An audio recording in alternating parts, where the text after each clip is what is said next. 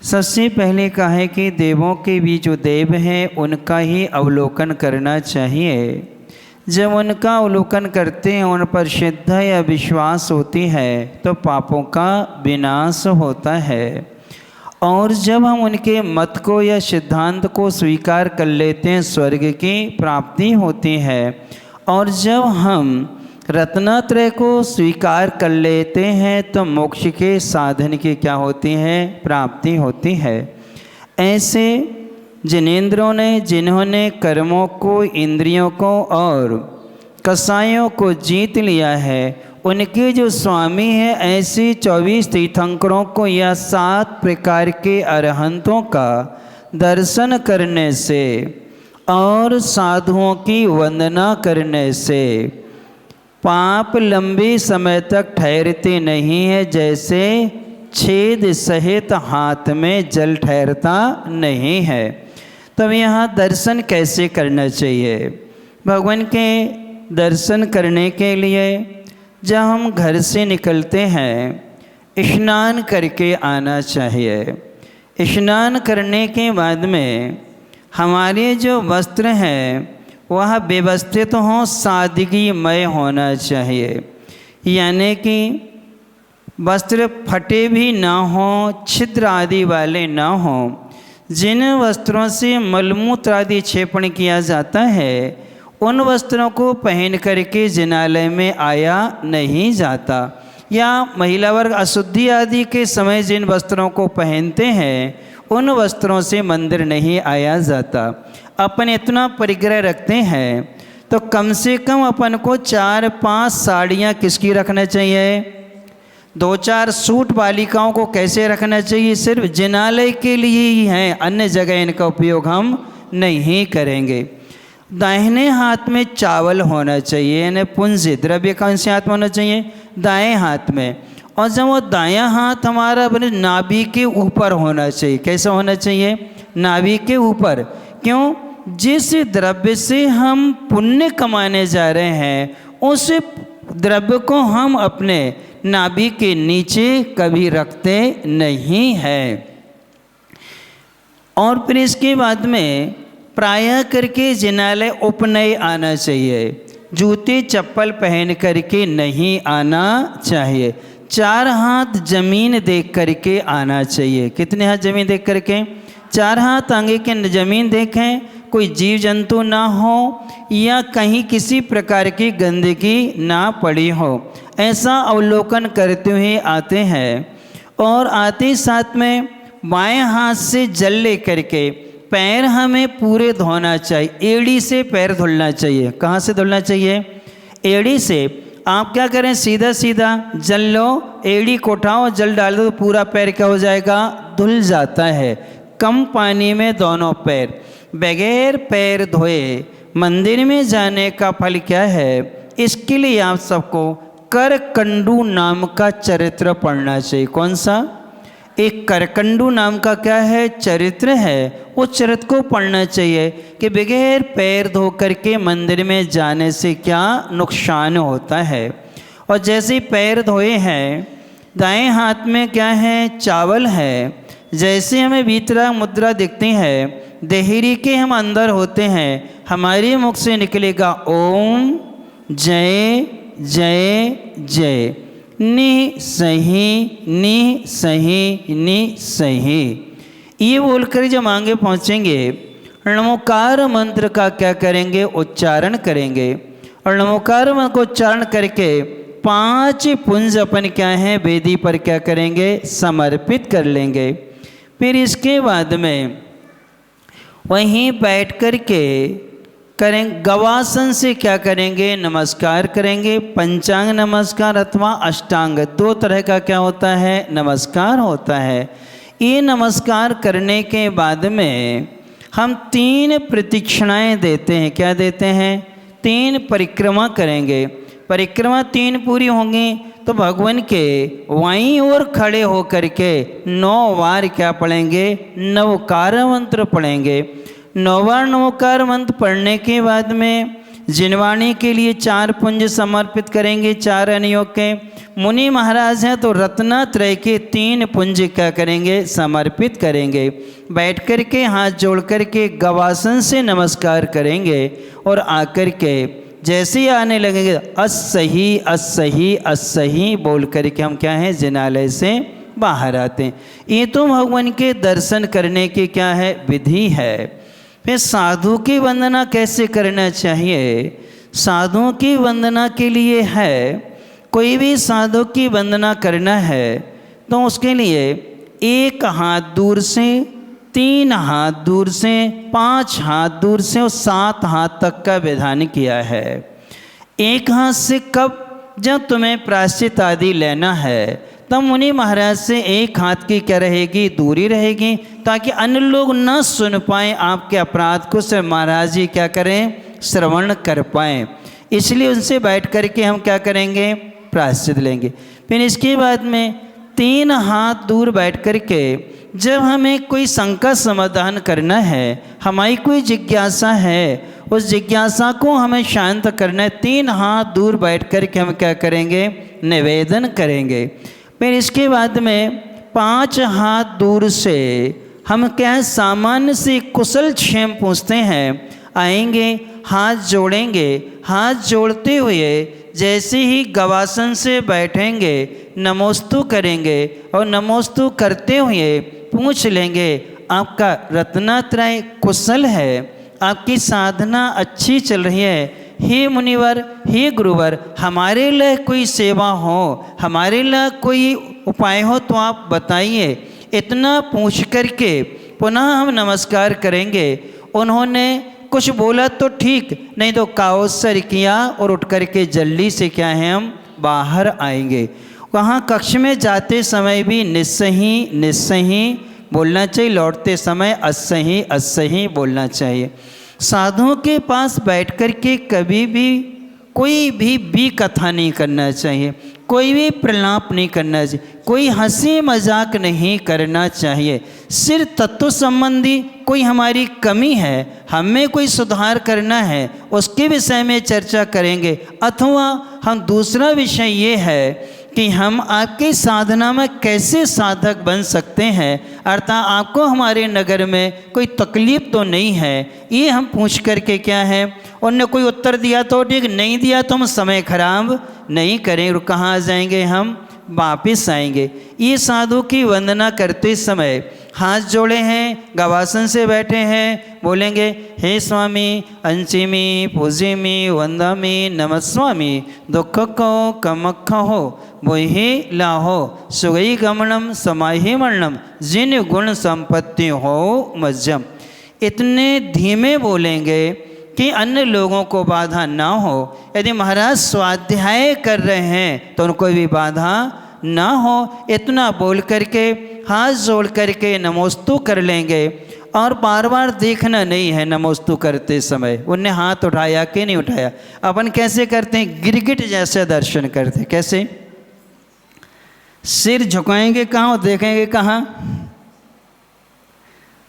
क्या करते हैं आप लोग? अब क्या मतलब है, हम छोटे थे, मतलब तीसरी पढ़ते थे, पाठशाला जाते थे, पंडित जी को परेशान करते थे, तो पंडित जी भी बहुत अच्छे थे, तो परेशानी से बचने के लिए हम लोगों के उपाय बताते थे। जाओ भगवान के दर्शन करके आओ, और जब तक भगवान हाथ उठा के ऐसा आशीर्वाद ना दे देवें या जब तक भगवान मुस्कुराए ना, तब तक तुम्हें आना नहीं है। हम लोग जाते थे, भगवान को नमस्कार करते थे, अब जल्दी से आ गए, देखा था तुमने हाथ उठा करके, भगवान ने हाथ उठाया कि नहीं? हमने आंख बंद के दर्शन किए थे। नहीं, आंख खोल के दर्शन करना और देखना कि भगवान मुस्कुरा रहे कि नहीं मुस्कुरा रहे। अब भगवान हाथ उठाएंगे क्या, मुस्कुराएंगे क्या? लेकिन उतने समय के लिए पंडित जी को शांति मिल जाती थी। 5-5 बच्चों को भेजते थे, तब तक और बच्चों को क्या कर लेते थे, पढ़ा देते। जो ऊधमी बच्चे थे, हम 5-6 ऊधम करने वाले थे, तो हम लोगों को भाई ऐसा उपाय बताते थे। एक उपाय और बताया था, जो छोटे बच्चे थे तो एक दिन उन्हें उनके माता पिता को बुलाया और कहा एक काम करना, कल इन 3 बच्चों के लिए ढीला पैंट पहना देना। क्या पहन देना? और पज्जी नहीं पहनाना, ना चड्डी नहीं पहनाना, सिर्फ क्या पहना देना? ढीला पैंट पहना देना। क्यों? वो पकड़े पकड़े आएगा, बैठ जाएगा, जैसे खड़ेगा उधम करने के लिए तो क्या होगी वो? अब नीचे खिसकेगी तो वो क्या करेगा? उसको पकड़ी खड़े रहेगा, फिर क्या नहीं करेगा वो? क्या नहीं करेगा? उधम नहीं करेगा। तो वो हमें याद आ गया। देखो पंडित जी बच्चों को कैसे क्या करते थे।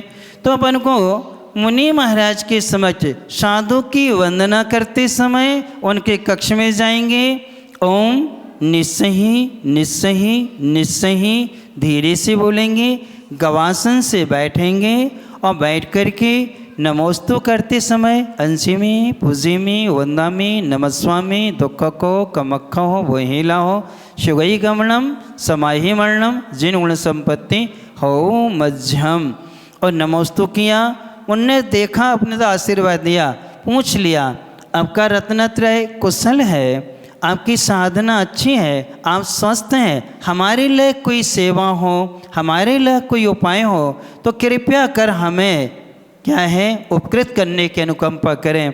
हे गुरुवर, हमें कुछ तो पुण्य कमाने का क्या मिले, शुभ अवसर मिले। इतना निवेदन किया। उनने कुछ बताया तो ठीक, और नहीं तो सीधे क्या किए, उठे का अवसर किया और असही असही बोल के कक्ष के बाहर आ गए।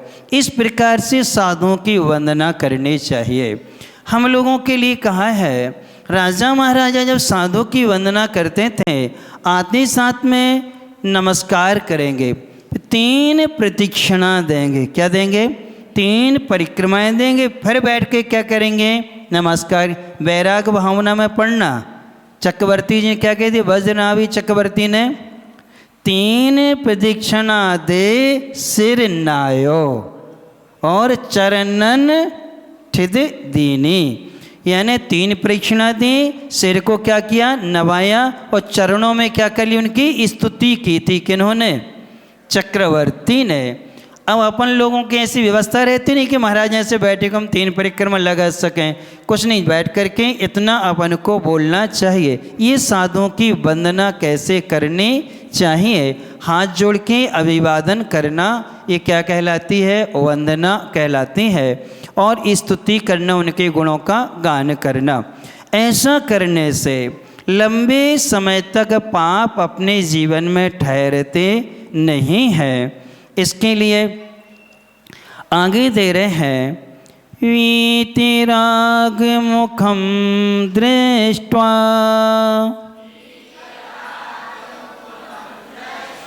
पद्मे राग समप्रभम जन्म जन्म कृतं पापम दर्शनेनो विनश्यति। बोलें सब लोग।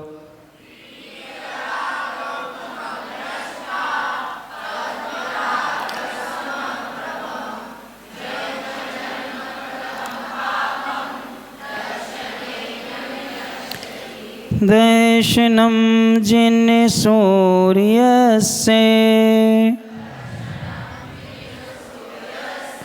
संसारध्वान्तनाशनम बोधिनं चित्तपद्मस्य समस्तार्थप्रकाशनम। बोलें सब लोग।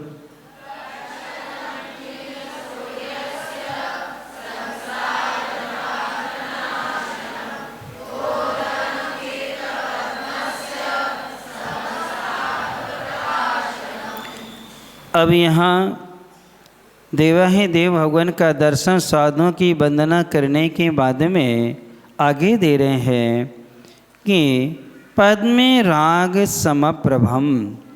पद्मे राग का मतलब होता है पद्मे राग मणि की समम यानी समान, प्रभम यानी कांति। पद्म राग मणि की कांति के समान वीतराग मुखम, वीतराग भगवान के मुख को दृष्टवा देख कर, क्या करके? दृष्टवा यानी देख कर, जन्म जन्म कृतम पापम, जन्म जन्म में किए गए पापम पाप दर्शनेनो विनश्यति, दर्शन से क्या होते हैं? नाश हो जाते हैं। अब यहाँ पर पद्म राग नाम की मणि होती है। ये मणि जो होती है बिल्कुल स्फटिक जैसी होती है, और उस स्फटिक जैसी मणि के सामने यदि कोई गुलाब आ जाए तो उसका मणि का राग भी कैसा होता है? फीके गुलाबी जैसा होता है, वह बहुत कांतिमय हो जाती हैं। तो भगवान का चेहरा भी कैसा है? वैसा है। अब भगवान का चेहरा पद्मराग मणि के समान कांति वाला क्यों है? क्या कारण है? आप लोगों ने श्रावकाचार्य में ही पढ़ा होगा, परमेष्टि परम ज्योति विरागो विमला कृति सर्वज्ञो नादि मध्यांतः। अब उसमें परम ज्योति कहा है भगवान को। परम ज्योति से मतलब क्या लिया? क्या कारण है? आतप और उद्योत ये दो नाम कर्म हैं। इन दो नाम कर्म का उदय पंचेंद्रिय जीवों का नहीं होता। किनका? आतप और उद्योत का। ये एक इंद्रिय जीवों में पाए जाते। किन में पाए जाते हैं? एक इंद्रियों में ही पाए जाते हैं। अब भगवान की इतनी कांति क्यों है? मणि में तो पाई जाए, क्यों? उसका तो कर्मिक का उदय है। उनमें उद्योत नाम कर्म उदय से उद्योत और आतप आदि दोनों चीज़ें संभव है। लेकिन भगवान के लिए ऐसी क्यों उनके शरीर में कांति? उसका कारण क्या है?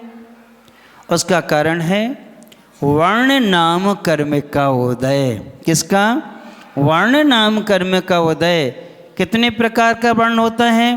5 प्रकार का वर्ण होता है। उस 5 प्रकार के वर्ण नाम कर्म का उदय होने से उनका जो मुख है यानी शरीर है वो पद्म राग मणि के समान क्या होता है? दैदीप्यमान हुआ करता है, अर्थात बहुत ही सुंदर लगता है। अर्थात उसमें कांति तो होती है, किसी को तकलीफ नहीं होती है। और फिर वीतराग कहा है। क्या कहा गया है? वीतराग कहा गया है। वीतराग करते क्या है?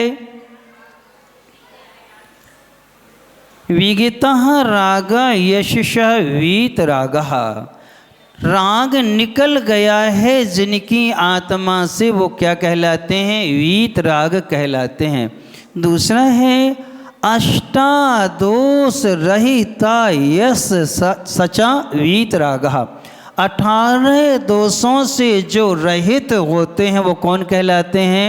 वीतराग कहलाते हैं। 18 दोष कौन कौन से हैं? भूख है, प्यास है, बुढ़ापा है, फिर जन्म है, मरण है, पसीना आदि का नहीं आना, रक्त का श्वेत होना, अर्थात ये सब उनमें क्या है? किसी प्रकार का मल का नहीं होना, मूत्र आदि का नहीं होना, खेद आदि नहीं होना। ये सारे के सारे दोष क्या हो जाते हैं? उनके निकल जाते हैं। क्यों निकलते हैं? 2 कर्म नहीं, 8 कर्मों के आश्रित हैं 18 दोष। कितने? 4 घातीय कर्म आश्रित नहीं, कितने? 8 कर्म के क्या हैं? आश्रित होते हैं क्या? 18 दोष। जैसे जन्म मरण आयु कर्म के आश्रित है। किसके आश्रित हैं?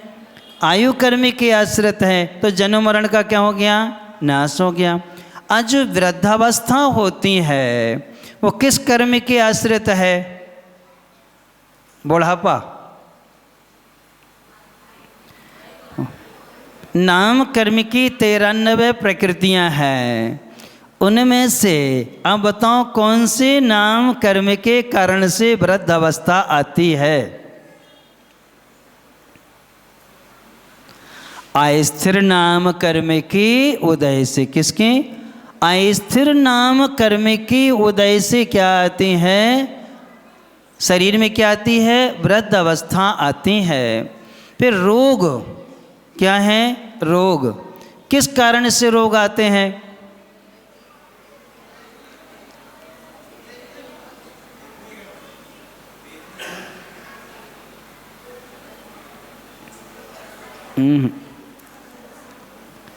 सोच के बताओ।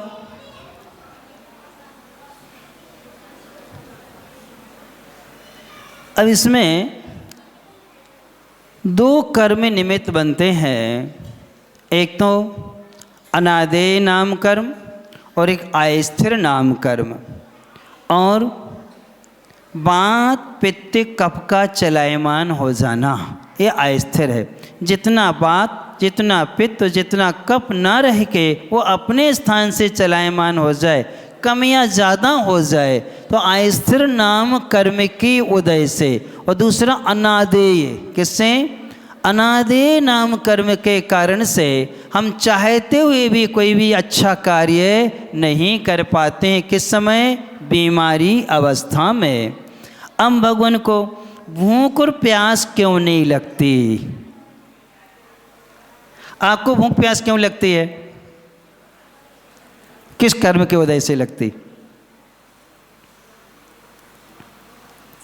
एक बार अशोकनगर में थे हम, ये है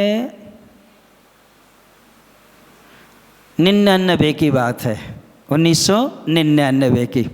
उस समय हम क्षुल्लक थे और ऐसे ही दोपहर की क्लास पढ़ा रहे थे। बहुत सारे लोग आते थे, कुछ उसमें सोनगढ़ वाले, निश्चय वाले भी आते थे।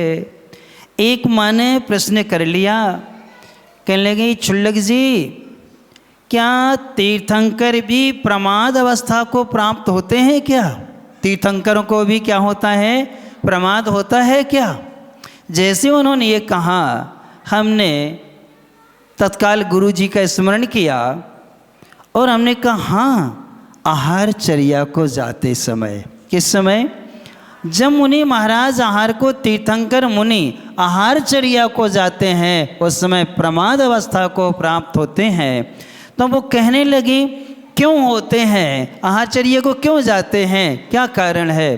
तो हमने तत्काल उत्तर दिया, असाता वेदनी कर्म की उदीर्णा होने से। किससे? असाता वेदनी कर्म की उदीर्णा से भूख प्यास लगती है। किससे? असाता के उदय से नहीं। किससे? उदय अलग, उदीर्णा अलग है। असाता वेदनी की उदीर्णा से क्या लगती है? भूख और प्यास लगती है। और इसकी उदीर्णा छठवें गुण स्थान तक होती, छठवें के बाद में उदीर्णा होती ही नहीं। ये कर्म सिद्धांत है। ये क्या है? कर्म सिद्धांत है। तो जब भगवान तीर्थंकर बन गए, 13वें गुण स्थान में बैठे हैं और अब उनकी असाता की उदीर्णा नहीं होती है, कि छठवीं तक होती है, इसके बाद उदीर्णा नहीं होती है। इसलिए भगवान को भूख भी नहीं लगती और प्यास भी नहीं लगती है। अब भगवान को डर क्यों नहीं लगता? डर क्यों नहीं लगता? क्या कारण है? कहना, भय कसाय कर्म का नाश हो जाने से। कौन सा? मोहिनी कर्म का एक भेद है भय, उसका क्या हो जाने से? नाश हो जाने से। अच्छी अच्छी चीज़ें दिखती हैं, केवल ज्ञान में सब झलकता है, तो उनको पाने का मन क्यों नहीं होता? क्यों नहीं होता? रति का नाम कर्म का नाश हो जाने से गिलानी क्यों नहीं आती है? अरति नाम कर्म का, अनति कसाय का, नाम कर्म नहीं, रति कसाय का और अरति कसाय का क्या हो जाने से? नाश हो जाने से। हास्य, रति, अरति, भय, शोक, जुगुप्सा, स्त्री, पुरुष और नपुंसक, इन 9 कसायों का नाश हो जाने से उनको ये कोई दोष उत्पन्न नहीं होते हैं। किनको? इसलिए वो क्या कहलाते हैं? वीतराग कहलाते। क्या कहलाते वो? इसलिए क्या कहलाते हैं? वीतराग। अब वीतराग भगवान का क्या देखने से? मुख देखने से। क्या देखने से? मुख देखने से क्या होता है? जन्म जन्म के किए गए पाप। जन्म किसे कहते हैं? कौन बताएगा? अंग्रेजी में जन्म को क्या कहते हैं? बर्थ बोलते ना, बर्थडे है ना, जन्म दिवस। अब आप जब ट्रेन में या बस में बैठते उसे क्या बोलते?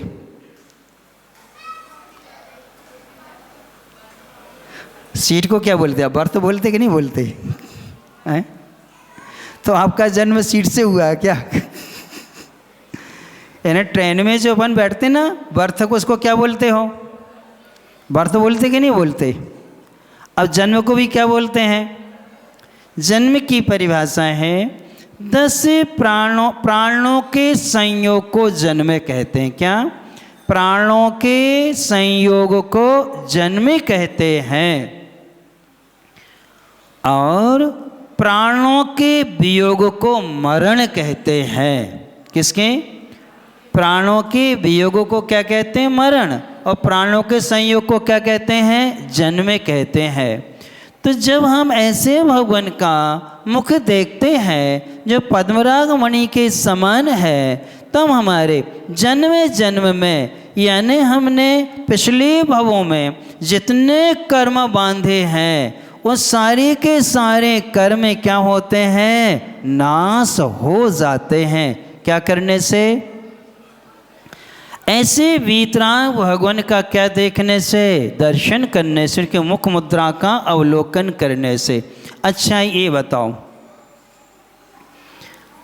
भगवान को देख करके आपके भाव उनको खिलाने के होते हैं क्या? होते हैं क्या? आचार्य श्री का चेहरा देखो, मुनि महाराज जी का चेहरा देखो, हम लोगों को देखो, देख करके कैसे भाव होते हैं। और अन्य वस्त्रधारियों का चेहरा देखने से कैसे भाव होते हैं। देखो, देशभूषण कुलभूषण 16 साल गुरुकुल में शिक्षा लेके आए थे और एक बालिका का चेहरा देखा और क्या हो गया वो? तो हम ऐसे कोई अनजान चेहरा देखते हैं तो हमें राग उत्पन्न हो सकता है या द्वेष भी उत्पन्न हो सकता है। लेकिन भगवान को देख करके, मुनि महाराज को देख करके, आरिका माँ को देख करके, ऐलक शुल्लक आदि को देख करके हमारे भीतर क्या नहीं आता? क्यों नहीं आता? कारण क्या है? क्यों नहीं आता? आपका दोस्त मिल जाए तो हाथ में लाने के भाव होते हैं, और हमारे दोस्त हमें मिल जाए तो क्या करते हैं? आते हैं, बहुत से दोस्त आते हैं तो क्या करेंगे? सबसे पहले ध्यान रखना, हाथ मिलाना भारतीय संस्कृति नहीं है। कभी भी हाथ नहीं मिलाना चाहिए। यानी आपस में भी हाथ नहीं मिलाना चाहिए। हाथ मिलाना कुशील पाप का प्रतीक है। किसका प्रतीक है? किसका प्रतीक है? कुशील पाप का प्रतीक है। हम एक दूसरे से जब स्पर्श करते हैं तो स्पर्श करने से राग की क्या होती है? वृद्धि होती है। अपने यहाँ जब भी आया है अभिवादन, हाथ जोड़ करके हृदय से, क्या करके? दोनों हाथ जोड़ करके हृदय से लगाते हैं कि हम आपको हृदय से क्या करते हैं? स्वीकार करते हैं। ये पाश्चात्य संस्कृति है। उनके यहाँ पर एक दूसरे को उत्तेजित करना होता है ताकि इनके भीतर का राग बढ़े या आकर्षित हो, इसलिए क्या किया जाता है? स्पर्श किया जाता है। और अपने यहाँ स्पर्श का विधान नहीं है। अब आप लोग नियम ले लेना कि कभी भी हम किसी से हाथ नहीं मिलाएंगे। किससे बचना है? कुशील पाप से। सुनो बच्चों, आप लोग भी नियम ले लेना।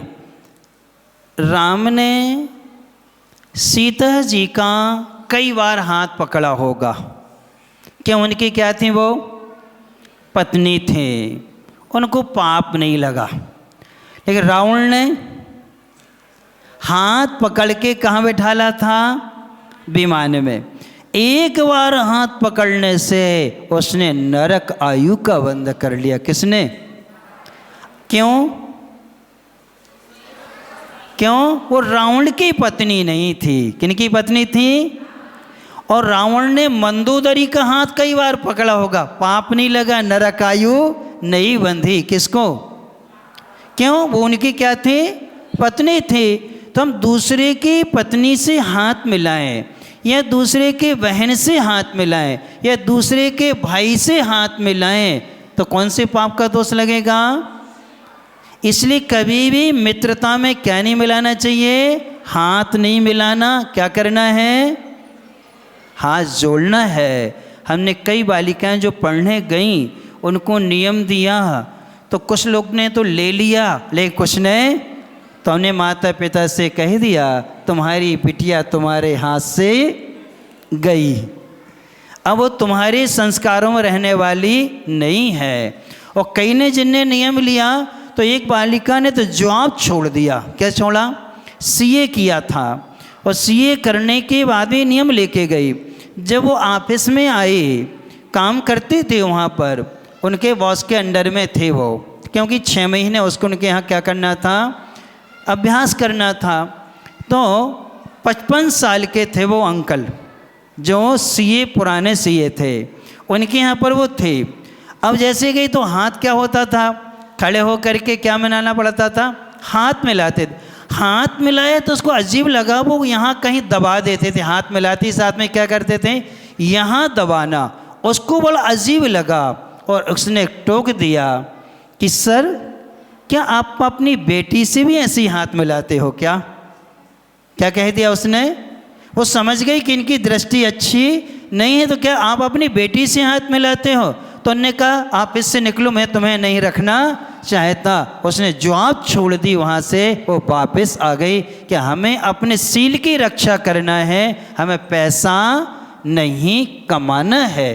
तो मतलब ये है कि हमें वीतराग भगवान जो होते हैं उनको कभी भी स्पर्श करने का भाव नहीं आता, क्यों? वे दोषों से क्या हैं? रहित हैं। इसलिए यदि किसी के प्रति हमारा राग उत्पन्न हो रहा है तो समझना यहाँ कहीं ना कहीं कोई ना कोई संबंध है। क्या है? कहीं ना कोई क्या है? संबंध है। परंतु हमें मर्यादाओं का ध्यान रखना। किसका ध्यान रखना? मर्यादा का कभी उल्लंघन नहीं करना है। मन में भाव आए हैं बदल सकते हैं, लेकिन कभी अपन को क्रिया में नहीं लाना। किस में नहीं लाना? क्रिया में नहीं लाना। क्यों? क्रिया में लाएंगे तो अपना भविष्य बिगड़ेगा और दूसरे का भी क्या है? बिगड़ता है। क्योंकि वो देखते हैं, आपने शायद एक दिल्ली की घटना पढ़ी होगी, निर्भया वाला जो कांड हुआ था, एक नोएडा में हुआ था, एक 14 साल की लड़की के साथ ड्राइवर ने तो उससे पूछा बालिका से तुमने ये कहाँ से सीखा? तो वो कहने लगी पापा जी जो ऑफिस के लिए जाते थे तो जाते साथ में मम्मी से हाथ भी मिलाते थे और किस भी करते थे, और जब ऑफिस से आते थे तब भी मम्मी से हाथ मिलाते थे और किस करते थे। तो हमें ये मालूम था जब कहीं जाया जाता है और कहीं से आया जाता है तो क्या मिलाया जाता है? हाथ मिलाया जो किस किया जाता है। इसी ड्राइवर अंकल के साथ हम जाते थे तो हाथ मिलाते थे और आते समय भी जब बस से उतरते थे अंकल से क्या करते थे? ड्राइवर से हम हाथ में मिलाते थे और किस करते थे। जब उसने जज के सामने ये बात कही तब जज माथा पकड़ के रह गया। इस बालिका में संस्कार कहाँ से आए? किससे आए? वो आप लोग सोच लो। ये क्रियाएं एकांत में होती हैं। हमें बच्चों के सामने माता पिता बन के रहना है, पति पत्नी बन के नहीं रहना है। क्या बन के रहना है? माँ और पिता बन के रहना चाहिए। तो हमारी संस्कृति और मर्यादाएं क्या होती हैं? सुरक्षित होती हैं। इसलिए ऐसे वीतराग भगवान का जन्म प्राणों का संयोग और प्राणों का वियोग सो मरण है। ऐसे जन्म जन्म जो हमने पाप संचित किए हैं, भय से और लज्जा से हमने जो जो कार्य किए हैं वो सारे के सारे पाप क्या हो जाते हैं? भगवान के दर्शन करने से क्या होते हैं? नष्ट हो जाया करते हैं। अब अपन चलते हैं कहानी की ओर। अब आप लोग सबको ध्यान रखना, सब नोट करते जाना। पेपर में हम बहुत सारी चीज़ें पूछेंगे, छोटी छोटी और बड़ी बड़ी भी, सबके हिसाब से पूछेंगे। इसलिए हम आपको कुछ कर्म सिद्धांत भी बताते जाएंगे कि किस कारण से क्या हुआ करता है। अब जब रथ वहीं खड़ा था और उस बालक को नदी में फेंक दिया था, कल्लू को, और दोनों नौकर और रथ का जो वाहक था वो नदी पे पानी पीने गए थे। उनकी दुकान में नमोकार मंत्र बोला जाता था और कि ये बहुत पवित्र मंत्र है, ये संकट में बहुत बड़ा काम आता है। 84 लाख मंत्रों का राजा होता है, जिस मंत्र को पढ़ता है बहुत महान होता है। ये उन्होंने सुन रखा था। जैसे नमोकार मंत्र की आवाज़ सुनी तो वो लोग कहाँ हो गए, उस तरफ पहुँच गए। देखा, उसको उठाया और उससे जब सब कुछ पूछा तो उसने अपनी व्यथा बतला दी कि मेरे साथ में मेरे मित्रों ने क्या किया है, धोखा किया हुआ है। अब मैंने भी भोजन में क्या मिला दिया था, जहर मिला दिया था। और तीनों खुश हो गए। उन्होंने कहा पहले ही अपन भोजन करते हैं, बाद में क्या करेंगे, ये बंटवारा करेंगे। वो कपड़े पहन के रथ तो खड़े और लेकर के अपन यहाँ से क्या है चले जाएंगे। उसमें से जो मल्लू था वो रथ चला लेता था, वो क्या कर लेता था, रथ चला लेता था। उसने कहा हम लेकर के चलेंगे। और जैसे ही उनने पहली वाली टोकनी खोली और जैसे ही उसमें से सामग्री खाना, तीनों ने एक साथ मिलकर खाना प्रारंभ किया।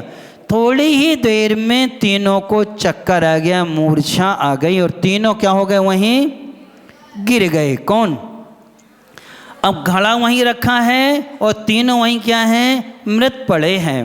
अब उस कल्लू को वे तीनों लोग ले जाते हैं कहाँ, जहाँ से उसने मिठाई आदि खरीदी थी।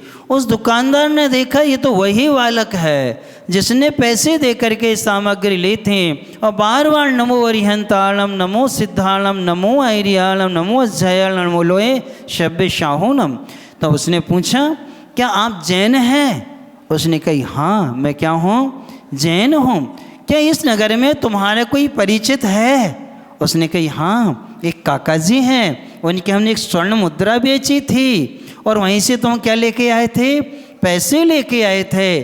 तत्काल जैसी नाम बताया, उन्हें एक नौकर को भेजा और जैसे वो आए उन्हें देखा अरे कल्लू।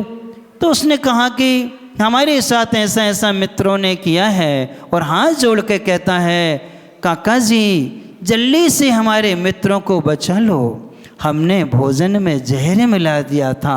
यदि वो खा लिया होगा तो तीनों क्या हो गए होंगे, क्या हो गए होंगे, मर गए होंगे। आप उनको बचा लो। किनको?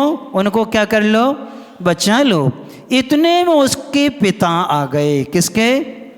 क्योंकि उसने किसको भेज दिया था। तो वहाँ से घोड़े पे बैठे उसके पिताजी आए और पिताजी ने जैसे उसी रास्ते से निकले, रास्ते में रथ खड़ा देखा और निकल ये रथ ना तो इसको चलाने वाला है और कोई है नहीं है और रथ ऐसे ही खड़ा हुआ है, चलो देखते हैं कहाँ है। और घोड़े से वो उतरे और उतर के जैसे थोड़े से आगे बढ़े, तीनों बालक क्या पड़े थे। उसने देखा ये तो अरे हमारे गांव के हैं, ये तो हमारे कल्लू के क्या हैं, मित्र हैं। किसके मित्र हैं? कल्लू के मित्र हैं। वो झट से उनको देखा, उनकी नब्ज चल रही थी। क्या चल रही थी? बेहोशी जैसी आई थी, जहर की मात्रा कम थी इसलिए बेहोशी जैसे थे। तत्काल उसने तीनों को रथ में रखा और रथ में रख कर के उसने उपचार किया। वैद्य जी के यहाँ गया और वैद्य जी के यहाँ जाकर के कहा इसमें कुछ भोजन में गड़बड़ी हुई है। कहाँ से भोजन आया? तब तक उनके लिए कौन मिल गया? कल्लू मिल गया। जब कल्लू और दोनों मिले, उन्होंने सारी बात बताई कि हमारे साथ ऐसा हुआ है। मित्रों ने आपस में उन मित्रों को वैद्य जी के उपचार से स्वस्थ कर लिया। क्या कर लिया? स्वस्थ कर लिया और स्वस्थ करने के बाद में उन मित्रों से पूछा, क्या रास्ते में तुम्हें कोई महाराज मिले थे? कल्लू ने कहा, हाँ, महाराज जी की बात हमने नहीं मानी। किसकी बात? देखो, महाराज जी की बात नहीं मानी, इसके बाद भी क्या मिली उनको? सफलता मिली थी कि नहीं मिली? स्वर्ण मुद्राओं से भरा हुआ क्या मिला? अब किस कर्म का उदय था उस समय? पुण्य कर्म के उदय में गुरु मिले। गुरु ने उनके भविष्य को जान करके संकेत दिया, लेकिन वो पुण्य उनका पाप को लिए हुए था, इसलिए अहंकार में उन्होंने गुरु की बात नहीं मानी। पुण्य का उदय था तो उनको घड़ा मिल गया, लेकिन वो पुण्य किसको लिए हुए था? पाप को लिए था, इसलिए उसको देख करके एक दूसरे को क्या गए? मारने के भाव आए। जब हम किसी एक का बुरा सोचते हैं तो उसका भी क्या होता है? बुरा होता है। यानी कि स्वयं का भी बुरा होता और दूसरे का भी होता है। जैसे आपको किसी का मुंह काला करना हो तो आपको क्या करना पड़ेंगे? अपने हाथ काले करना पड़ेंगे। अब वो दौड़ लगा के भाग गया तो क्या हुआ?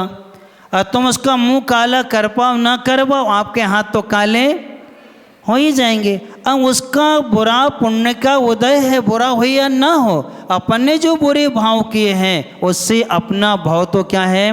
बिगड़ेगा। अपने लिए कर्म का बंध तो हो ही जाएगा। जब चारों मिले, एक दूसरे से मिलकर के बहुत शर्मिंदा हुए, तब कल्लू ने कहा कि हमने क्षमा चाहते, हमने एक टोकनी की भोजन सामग्री में क्या था? हमारे आकस्मिक भाव हो गए। तो उन तीनों ने कहा, गलती तुम्हारी नहीं है, हम तीनों ने तुम्हें मारने का क्या किया था?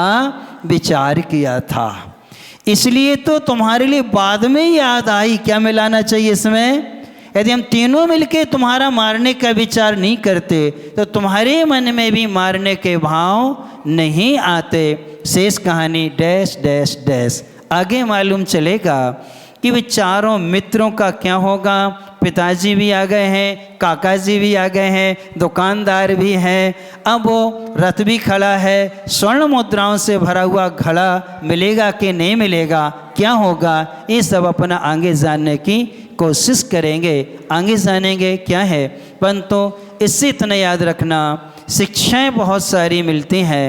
सबसे पहली शिक्षा है, बेमन से भी घर में कहानी सुनी जाती है तो उनके संस्कार बच्चों में अवश्य आते हैं। इसलिए घरों में धर्म चर्चा करनी चाहिए ताकि बच्चों में वो संस्कार आए। कल्लू बिगड़ा जरूर था, लेकिन दादी की कहानियों का असर उसको था, जगह जगह काम में आई। गुरु की बात नहीं मानने से सफलता जरूर मिलती है, लेकिन वो सफलता दुख को लिए हुए हुआ करती है। और फिर अनजान वस्तु का सेवन नहीं करना चाहिए। कोई ला के दे दे और आप ले लो, अब उसने क्या मिलाया है, कैसे बनी है, क्या है, हमें कोई जानकारी नहीं है, इसलिए अनजान वस्तु का सेवन नहीं करना चाहिए। और कभी मित्रता में विश्वासघात नहीं करना चाहिए। और ज़मीन में गड़ी हुई वस्तु को कभी मान करके स्वीकार नहीं करना चाहिए, क्योंकि पुण्य का उदय जिसका होता है उसको स्वयं में मिल जाती है। और जिनको पुरुषार्थ से निकाल तो लेते हैं, लेकिन कई गुना क्या करती है? हानि पहुंचा करके ज़ाया करती है। से अपन आगे जानेंगे। आज के नियम का पालन कौन कौन ने किया? क्या नियम था? जूठन छोड़ना, बस इतनी लोगों ने, बाकी लोगों ने नहीं किया। हाथ नीचे कर लो। देखो, जूठन जो छोड़ते हैं, एक भाव त्रिफलदर्शी नाम का ग्रंथ पढ़ना। कौन सा? भाव त्रिफलदर्शी। मुनि आदि सागर जी, शांति सागर जी महाराज के शिष्य पाए सागर जी थे। पाए सागर जी के शिष्य आदि सागर महाराज थे। उन्होंने संस्कृत में लिखा है, पंडित गजानन शास्त्री जी ने उसका हिंदी अनुवाद किया है। उसमें दिया है, जो व्यक्ति अनाज को जूठा छोड़ता है वो मर कर के सुअर बनता है। क्या बनता है? सुअर बनता है। उसको कभी भी खाने को अनाज नहीं मिलता। वो क्या खाता है? क्या खाता है? सूअर क्या खाता है? पोटी है। तो आप जूठन छोड़ोगे तो क्या मिलेगी खाने को? इसलिए कभी क्या नहीं करना, अनाज को कभी जूठा नहीं छोड़ना, उतना ही लेना चाहिए। ये बहुत पुण्यदायी होता है। आप भोग भूमि के जीवों से पूछो, और एक दाना नहीं मिलता खाने को। स्वर्ग में देवों को अनाज मिलता नहीं है खाने को, और मलेच्छा आदि को भी, यानी जो अंतर्दीपज मलेच्छे को, भोग भूमि, उनको भी अनाज किनको मिलता है? कर्म भूमि के पुण्यशाली मनुष्यों के। इसलिए जिनने पालन किया उन सबके लिए आशीर्वाद, जिनने नहीं किया उन सबके लिए। कल कौन सा दिन है?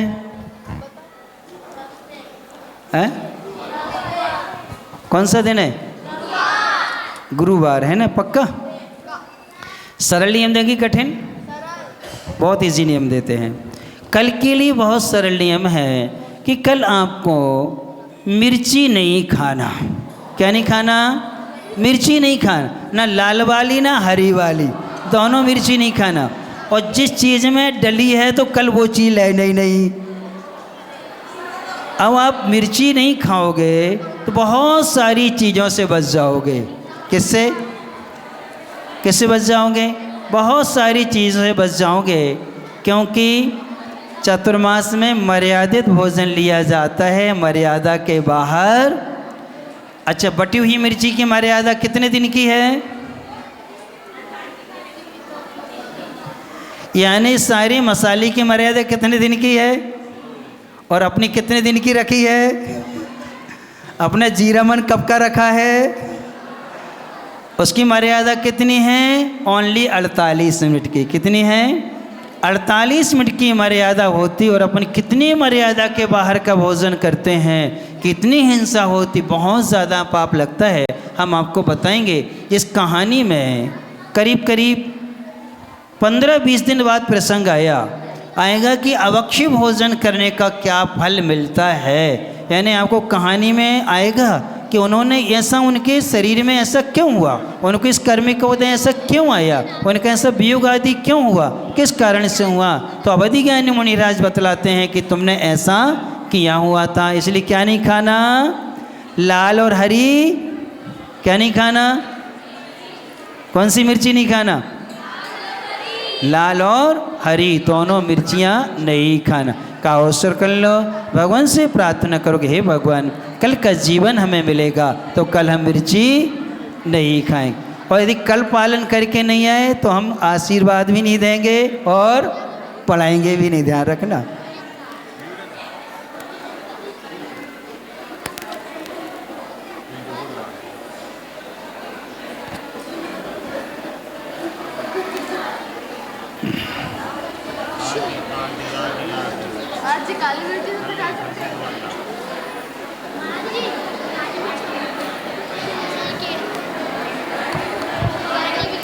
द्वादश संग चिन्मणि माता की जय।